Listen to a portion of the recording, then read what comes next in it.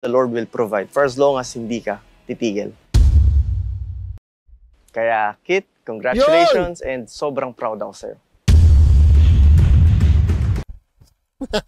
Kinilig ako dun Akala ko kasi hindi babanggitin ni Coach Kit kasi ni Coach Mabe kasi sa kanyang sa kanyang title, hindi niya binago 9 years ago may isang bata. So akala ko hindi niya hindi ka pinabitin talaga Oh? Kaya Kit, congratulations and sobrang proud ako sa'yo. Lul, gago, Coach Mab, kinikilig ka. Kinikilig si Coach Mab, tinan nyo mabuti Kit, congratulations and sobrang proud ako sa'yo.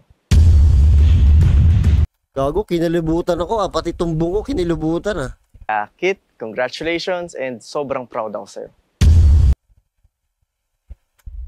Dapa. Kaya Kit, congratulations and sobrang proud ako sa'yo. Ang ina, yan ang inaantay niyong lahat, mga hayop kayo.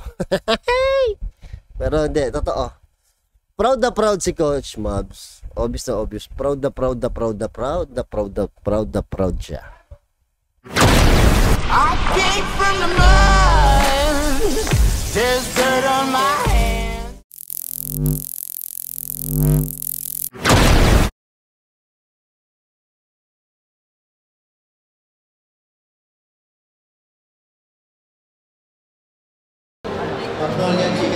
May mga nagpapas no? Oo nga, oo. Declaras Asian pass.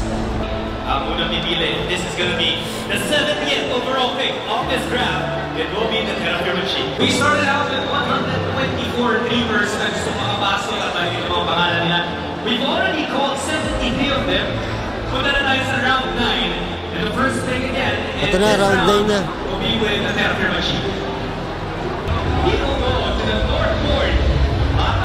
Lord, may continue to give it time for God, and faith, and good continue to God. Thank you for everything. In Jesus' name, amen. But as for you, be strong to not give up for your work will be rewarded. Religyoso talaga to si Kit. Selection, we turn over the floor to the pyramid. Ito na.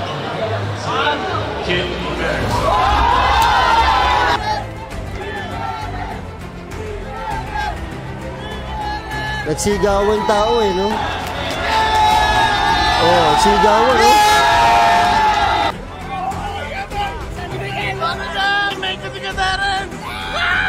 Ang laki ng ngiti ni Ang laki ng ngiti ni Kim.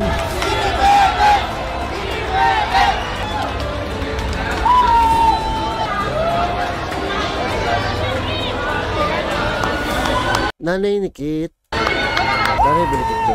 Let's go! Paano ba?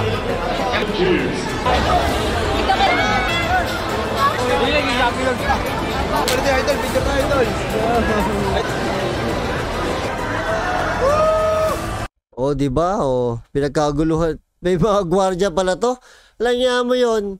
Yung ibang player ba nung umakay sa stage ganto? Di ba? May pinagkakaguluhan ng mga tao tapos may mga gwardiya ba? Meron ba? Or meron pero hindi kasing ganito ka-active yung mga gwardiya kasi sobrang nagkakagulo yung mga tao Iba talaga. Last pick yan Partida. Grabe ka naman, idol! Salamat sa lahat ng suporta at panalangin nyo. Mga ka-T-Rex, para sa inyo to. Grabe. Sarap.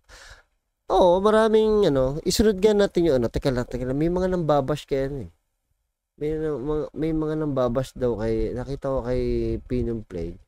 May mga nambabash daw kay kay Kit.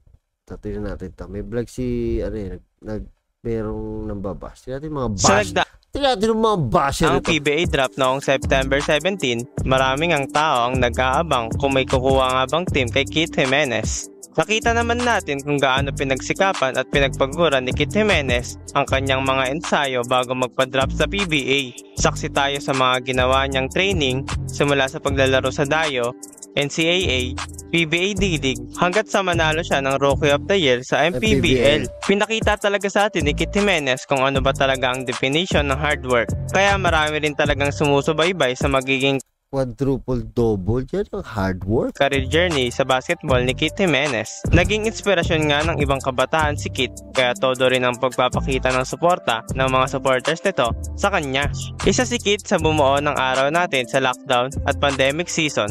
Palagi natin siyang nakikita na all-out na ensayo hanggang sa makaabot siya sa kanyang pinapangarap. Pagdating nga sa PBA draft, maraming ang nang mamaliit kay Kit at pinagtitripan pa siya sa comment section ng live ng PBA draft. Hindi lang mga supporters ni Kit ang nag-aabang sa kanya kung madadraft nga ba siya o hindi. Nandito rin ang mga haters at basher niya na walang tiwala sa kanya.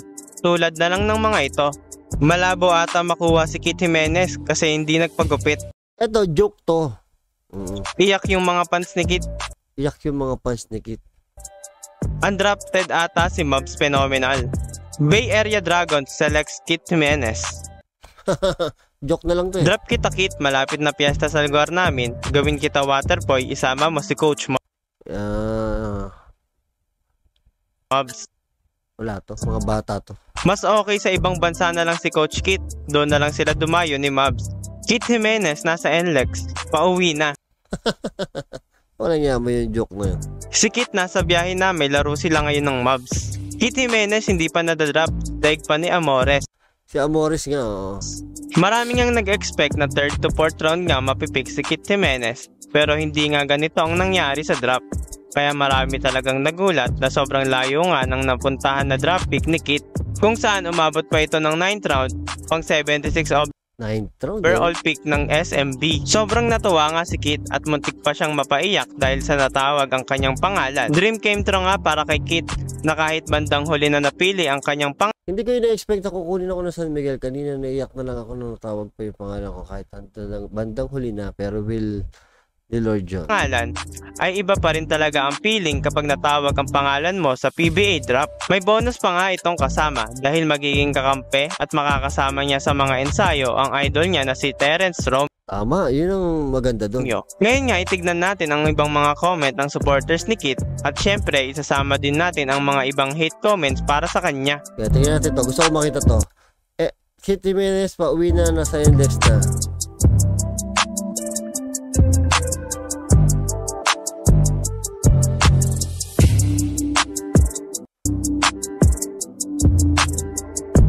Ito, Amores greater than Jimenez. Hindi naman magkapwesto to eh.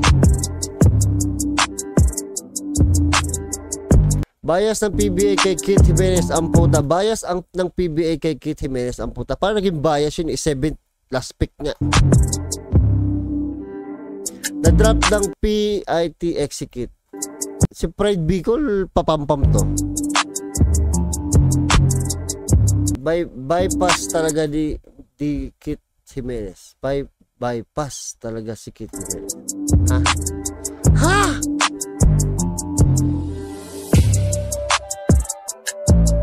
Next. Na-drop pa si Amores kesa sa may laro na si Kit. Kesa laro na si Kit Jimenez. Si Amores is okay naman si Amores. Saka matangkad si Amores eh.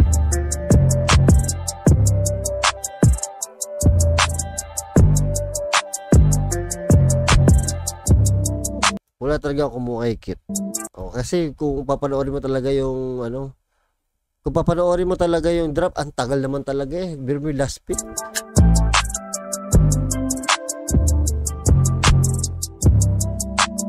Wala to si Bicol, papansin lang yan.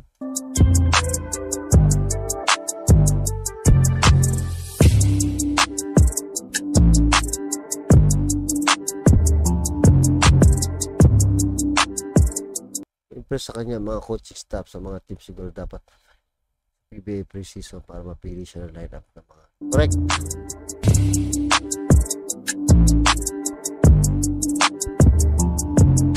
Kaya wag kayo aalis sa UAP para maglaro sa MPBL para di kayo matulad kay Kit. Magmumukhang magaling kasi nakalaro sa liga mga butaw at mga matatanda ayaw nalaro ang mga kaedad niya. Ha? Di man lang nakuha si Jimenez, magaling pa kay Amores yan. Pero tawag dito. Ganoon talaga eh. Hindi kailangan na ibang team yung point guard eh. O, buti nga, kailangan pa ng San Miguel eh. Pero okay na rin yun kasi good move din sa San Miguel yun. Yun ang mali ng ibang team. Hindi nila kinuha si Jimenez. Si Jimenez ang magpapasikat sa kanila.